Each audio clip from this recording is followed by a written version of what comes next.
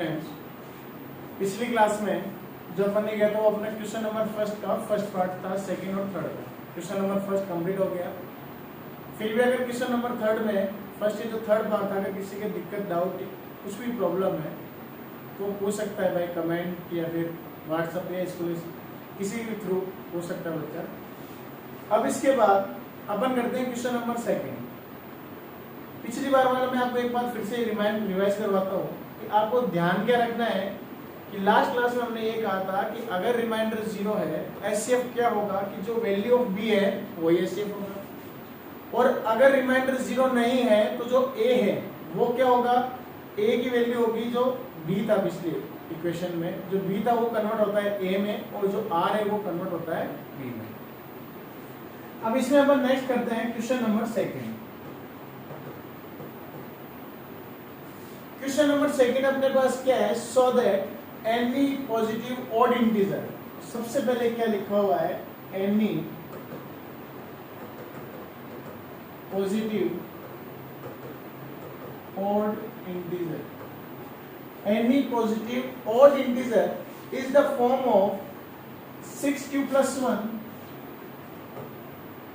किस फॉर्म में होते हैं ये, 6q + 1, 6q + 3 और 6q + 5 इस फॉर्म में होते हैं, वेयर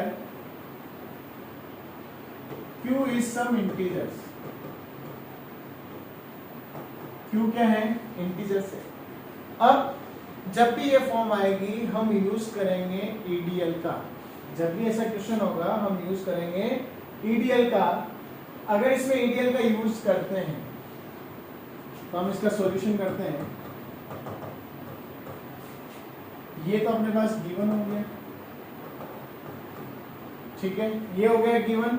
सॉल्यूशन अब करते हैं, फाइंड क्या प्रूव करना है तुम्हें कि किस पॉजिटिव इंटीजर्स किस फॉर्म में होता है। टू प्रूव, ये प्रूव करना है। अपन आगे प्रूफ में तो देखो,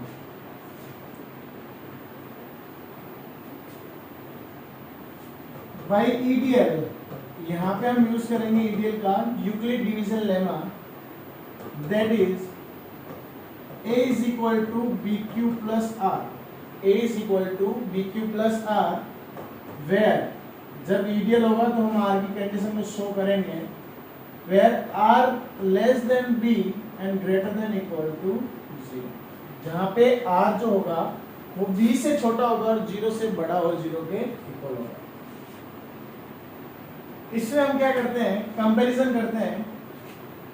अगर हम इसका कंपैरिजन प्रूफ से करें तो q के मल्टीप्लाई में यहाँ पे है b और यहाँ पे q के मल्टीप्लाई में है 6, then the value of b when we comparison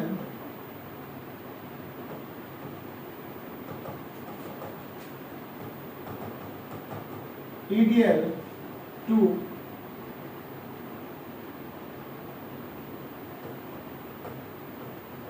prove then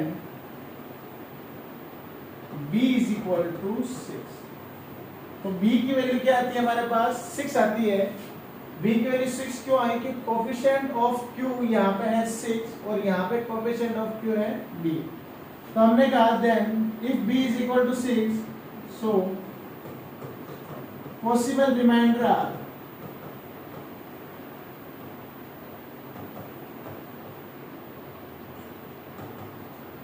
possible remainders क्या होंगे, तो जो वैल्यू ऑफ r होगी वो क्या होगी, एक तो 0 होगी, हमने कहा 0 के इक्वल है। 0 से बड़ी तो 1 2 3 4 5, क्या 6 हो सकती है, क्या वैल्यू 6 हो सकती है, तो वैल्यू 6 नहीं हो सकती। उसका रीजन हमने कहा था ये r क्या होगा, b से छोटा होगा, b से छोटा होगा तो b की वैल्यू 6, तो 6 से छोटा, तो 6 नहीं हो सकती। तो 0 से लेके 5 तक की क्या होगी, वैल्यू ऑफ r। अब हम करते हैं put the value of b is equal to 6 and r equal to 0 in EDL। EDL में पुट करते हैं वैल्यू, b की वैल्यू 6 पुट करते हैं, r की वैल्यू 0 पुट करते हैं, क्योंकि पहला रिमाइंडर हमारे पास 0 है। तो हमने कहा a इज इक्वल टू, या फिर इसको ऐसे दिखा देते हैं, a is equal to 6q plus 0, क्योंकि रिमाइंडर 0 था तो ये आ गया a is equal to 6q plus 0। अब देखो इसको, ये वैल्यू आई a is equal to 6q। अब बात ध्यान रखना, अब मैं डायरेक्ट इसको कह सकता हूँ कि एक इवन इंटीजर है, लेकिन ना मैंने पिछली बार ऐसे किया था एग्जांपल में और ना ही मैं अब कर रहा हूँ। आपको मैं बताता हूँ ये आया कैसे, ये इवन इंटीजर क्यों है। इसको अपन क्या लिख सकते हैं, this is an even integer.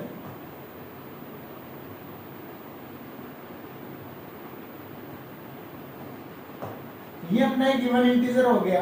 अब ये हुआ कैसे वो देखो, 6 क्या है, 6 एक इवन नंबर है, 6 क्या अपने पास एक इवन नंबर है, और अगर 6 इवन नंबर है तो किसी भी इवन नंबर का मल्टीप्लाई, इवन नंबर का मल्टीप्लाई इवन से करो या ऑड से करो, जो रिजल्ट होगा वो हमेशा इवन होगा। इवन का मल्टीप्लाई इवन से करो या ऑड से करो, जो रिजल्ट होगा वो हमेशा क्या होगा, अपने पास इवन ही होगा। तो अगर हमने कहा कि 6 तो एक इवन नंबर है और जो q था अपने पास वो इंटीजर है, इंटीजर की वैल्यू क्या, और यहां पे हम बात जो कर रहे हैं क्वेश्चन में, बात जो कर रहे हैं क्वेश्चन में हम वो कर रहे हैं पॉजिटिव की, क्योंकि स्टार्टिंग में क्या गिवन है, एनी पॉजिटिव ऑड इंटीजर। तो बात कर रहे हैं हम पॉजिटिव ऑड इंटीजर की, तो q की वैल्यू इंटीजर है, जिसमें q की वैल्यू हम लेंगे +1 +2 +3 +4 +5। इसमें इवन भी है ऑड भी है, इसमें इवन भी है और ऑड भी है। अगर इनका मल्टीप्लाई 6 से करो, इनका मल्टीप्लाई किससे करो, 6 से करो, तो जो प्रोडक्ट आएगा 6 1 जा 6, 6 2 जा 12, 6 3 जा 18, 24, 30, ये सब के सब नंबर क्या है, इवन नंबर है। तो इसका मतलब जो 6q था अपने पास, 6q क्या है, एक इवन इंटीजर है, और इवन इंटीजर को इवन से मल्टीप्लाई करते हैं तब तो इवन आता है। लेकिन अगर इवन में ओड इंटीजर ऐड करें, इवन में क्या ऐड करें, ओड ऐड करें, तो जो रिजल्ट आता है वो ओड आता है। इवन में अगर ओड नंबर ऐड करते हैं तो जो रिजल्ट आएगा वो ओड नंबर ही आएगा। इसका भी तुम देख सकते हो, अगर इसमें +1 ऐड करो तो 7 आता है, +3 ऐड करो तो 15 आता है, +5 ऐड कर लो 23 आता है। ये सब के सब नंबर क्या है, ओड है। 6 में 1 ऐड करो तो 7, 12 में 3 ऐड करो तो 15, 18 में 5 ऐड करो तो 23। तो सबके सब नंबर क्या है, ओड है। तो पहला रिलेशन ये बताया मैंने यहाँ पे कि इवन का मल्टीप्लाई इवन से करो या ओड से करो, प्रोडक्ट इवन ही आता है। इवन में ओड ऐड करो तो रिजल्ट ओड ही आता है। अब पहली वैल्यू हमने पुट कर ली, रिमाइंडर 0 पुट कर लिया। अब अगर ये इवन नंबर है तो यहाँ पे इवन में इवन ऐड करेंगे तब तो इवन ही आएगा, लेकिन जैसे हम 1, 3 और 5 ऐड करेंगे तो हमारे पास आने वाले नंबर ओड ही होंगे, बिकॉज इवन में जब ओड ऐड करते हैं तो रिजल्ट क्या होता है, ओड नंबर होता है। इसलिए हम कहेंगे when we put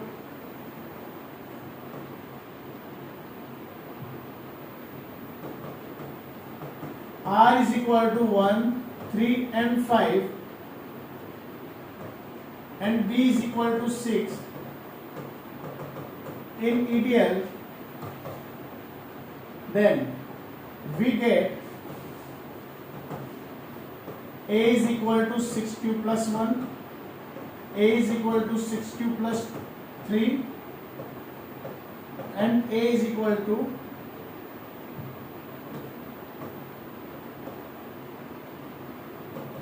6q plus 5। और ये सब को सब किसको रिप्रेजेंट करेंगे, ओड नंबर को रिप्रेजेंट करेंगे, क्योंकि ये इवन था ये ओड है, इवन ओड इवन ओड, और इवन में जब ओड ऐड करते हैं तो जो रिजल्ट आता है वो क्या आता है, अपने पास ओड आता है। तो हम क्या कहेंगे, सो या hence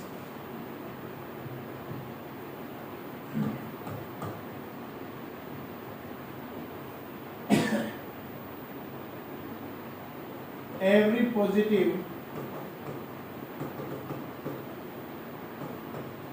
odd integer can be shown in the form of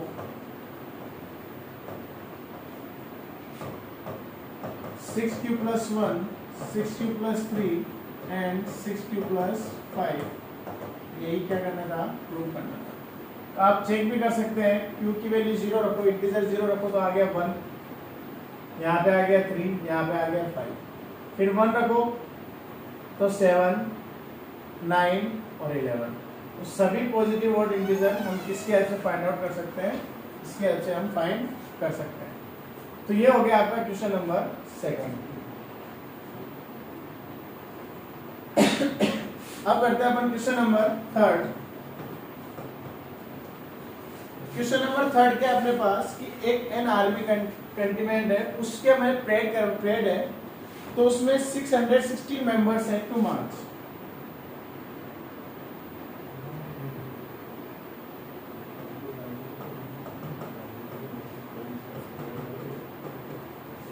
candidate है हमारे पास 616 जिनको मार्च करनी है, band of 32 members in a parade.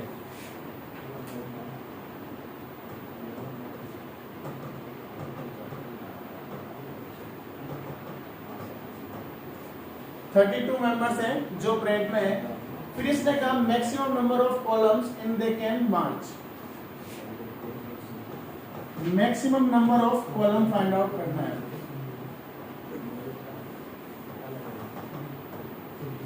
जब भी वर्ड आता है अपने पास maximum number of column find out करना होता है तो हमें फाइंड करना होता है एचसीएफ। इसका मतलब जो आपको क्या फाइंड करना है, एचसीएफ ऑफ 32 एंड 616 ये फाइंड करना है। एचसीएफ फाइंड करने के लिए फिर से अपना वही मेथड यूज करते हैं कि ईडीएल तो कब यूज करते हैं, जब हमें हमारे पास किसी नंबर को किसी फॉर्म में रिप्रेजेंट करना है तब हम यूज करते हैं ईडीएल।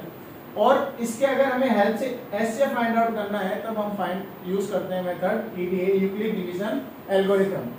तो हम कहेंगे by Euclid division algorithm that is a is equal to bq plus r, a is equal to bq plus r। यहाँ पे हम कंडीशन यूज नहीं करेंगे that r is less than from b and greater than equal to 0। then value of a and b is a is equal to 616 and b is equal to 32। Same method है, फिर से हमें ऐसे find out करना है। a की value आ गई 616, बड़ा नंबर होगा उसको a एज्यूम करेंगे, छोटा नंबर होगा उसको b एज्यूम कर लिया। अब इसमें हम वैल्यू फाइंड करते हैं, इसको पुट करते हैं। Put the value of a and b in EDA. a और b की वैल्यू पुट करते हैं ईडीए में। एचसीएफ फाइंड आउट करना है, ईडीए में वैल्यू पुट करते हैं तो ये आ गया 616 इज इक्वल टू 32। 32 को ऐसे नंबर से मल्टीप्लाई करो कि हम इसके पास पहुंचे लेकिन इससे ज्यादा ना जाए। फिर से अगर किसी को दिक्कत होती है तो अगर इसको हम किस मेथड से कर सकते हैं, रफ में डिवाइड मेथड से कर सकते हैं कि 32 का डिवाइड दो 616 में। 32 का डिवाइड दोगे तो ये चेक तुम्हें करना होता है कि किससे नंबर से मल्टीप्लाई करें कि हम इसके पास पहुंच जाए लेकिन ज्यादा ना जाए।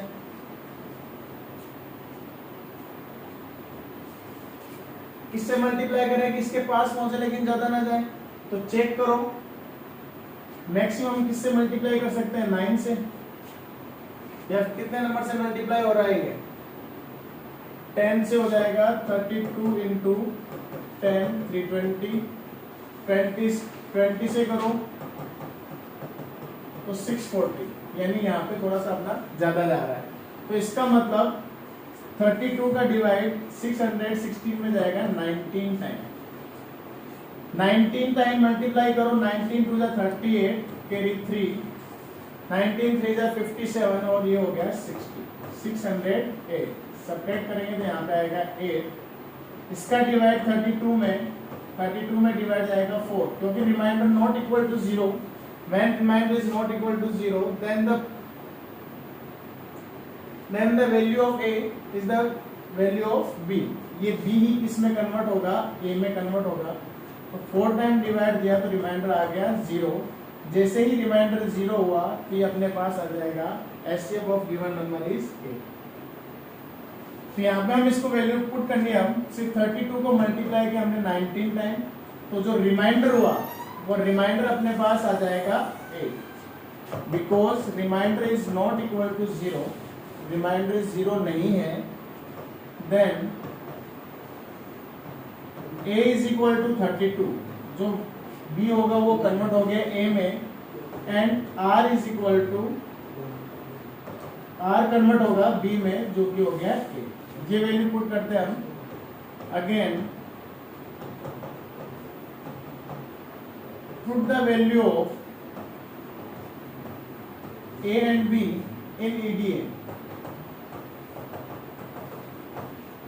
EDA में इसकी वैल्यू पुट करते हैं तो रिमाइंडर तो 0 हुआ नहीं, तो ये वैल्यू हो गई a की, ये वैल्यू होगी b की।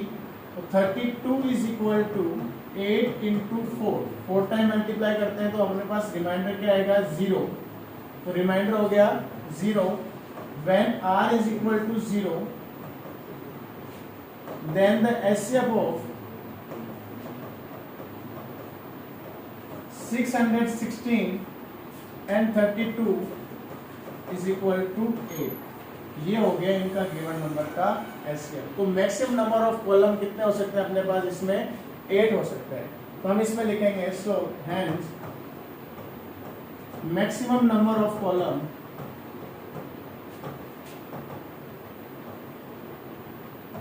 Is 8। Maximum number of column अपने पास कितने हो सकते हैं, 8 हो जाएंगे। अब इससे आगे जो क्वेश्चन नंबर 4th है और 5th है वो अपन करेंगे नेक्स्ट क्लास में। Thank you.